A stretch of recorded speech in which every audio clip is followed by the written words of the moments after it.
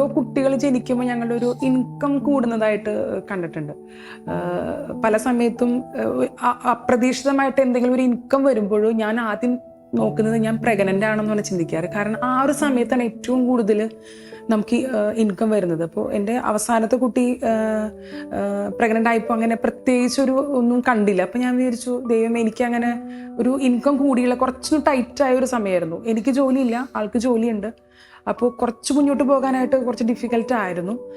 പക്ഷേ എന്നാലും എല്ലാ കാര്യങ്ങളും ക്രമീകരിക്കപ്പെടുന്നുണ്ട്. പക്ഷെ കുറച്ച് കഴിഞ്ഞപ്പോൾ എനിക്കൊരു ഗവൺമെൻറ് ജോലി ലഭിച്ചു എന്നുള്ളതാണ്. സംബന്ധിച്ചിടത്തോളം കുടുംബം എന്ന് പറഞ്ഞു കഴിഞ്ഞാൽ ഒരു തലമുറയുടെ ഒരു കരുണയാണ് നമുക്ക് ലഭിച്ചത്. നമ്മുടെ ജീവിതം തന്നെ പഴയ തലമുറയുടെ ഒരു കരുണയാണ്. ആ ഒരു കരുണ അടുത്തൊരു തലമുറയിലേക്ക് പ്രദാനം ചെയ്യുക, ട്രാൻസ്മിറ്റ് ചെയ്യുക എന്നുള്ളൊരു കൺസെപ്റ്റ് മാത്രമേ എനിക്കുണ്ടായിരുന്നുള്ളൂ.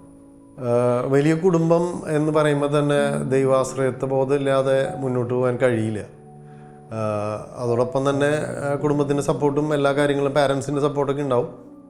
എങ്കിൽ പോലും ഏത് സമയത്തും നമ്മുടെ നിയന്ത്രണത്തിലല്ല നമ്മുടെ കുഞ്ഞുങ്ങളെ ഒന്നും.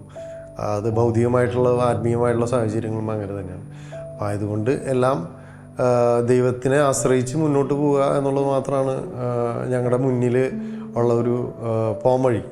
അപ്പോൾ അതിൽ ആശ്രയിച്ച് കഴിയുമ്പോൾ അത് മനോഹരമായിട്ട് നടക്കുന്നത് ഞങ്ങൾക്ക് കാണാൻ കഴിയും.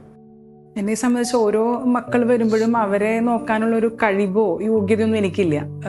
ശരിക്കും പറഞ്ഞാൽ സ്പിരിച്വലായിട്ടാണെങ്കിലും ഫിസിക്കലി ആണെങ്കിലും ഒരു സൈക്കോളജിക്കലി അവരെ സപ്പോർട്ട് ചെയ്യാനുള്ള കഴിവൊന്നും എനിക്കില്ല.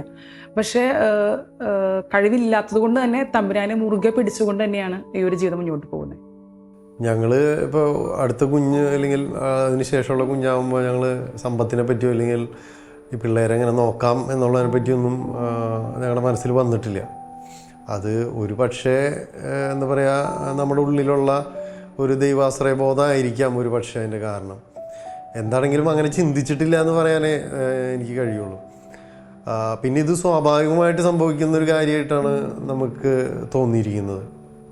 അതായത് പ്രത്യേകിച്ച് പ്ലാനിങ് ഒന്നുമില്ലാതെ തന്നെ ആ ഒരു സ്നേഹത്തിൽ കുഞ്ഞുങ്ങളുണ്ടായി കഴിയുമ്പോൾ അവർക്ക് അവരുടേതായ ഒരു ഭംഗിയും ചാതുര്യവും എല്ലാ ആത്മീയതയും ഒക്കെ നിറഞ്ഞ ആളുകളായിട്ട് വരുന്നതായിട്ടാണ് ഞങ്ങൾ കണ്ടിട്ടുള്ളത്.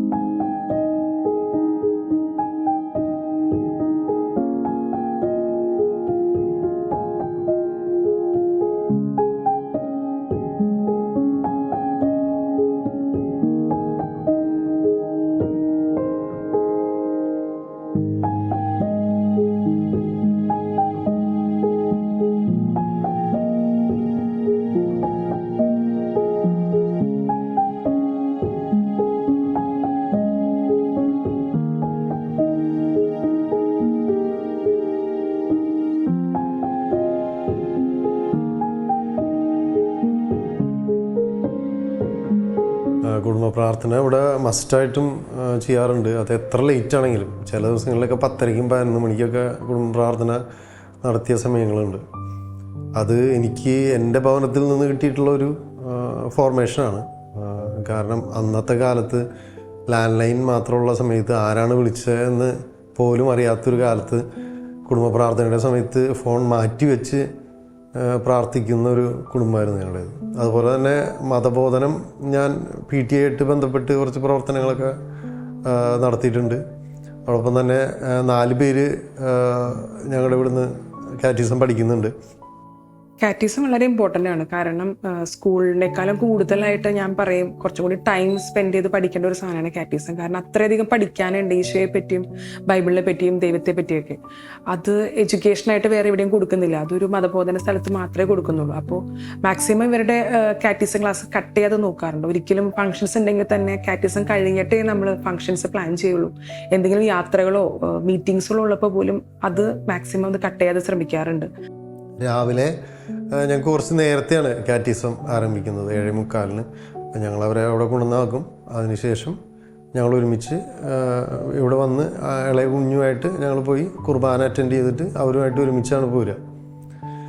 വന്നു കഴിഞ്ഞാൽ കുറച്ച് കാര്യങ്ങളൊക്കെ പഠിപ്പിച്ചത് എന്താണ്, ഇങ്ങനെയുള്ള ചില കാര്യങ്ങളൊക്കെ ചോദിക്കാറുണ്ട്. പിന്നെ അനുവാണ് അവരുടെ പഠനത്തിൻ്റെ കാര്യങ്ങൾ കൂടുതൽ പഠിപ്പിക്കാനും അക്കാഡമിക്കലി എല്ലാ കാര്യങ്ങളും സപ്പോർട്ട് ചെയ്യുന്നത് അനുവാണ്.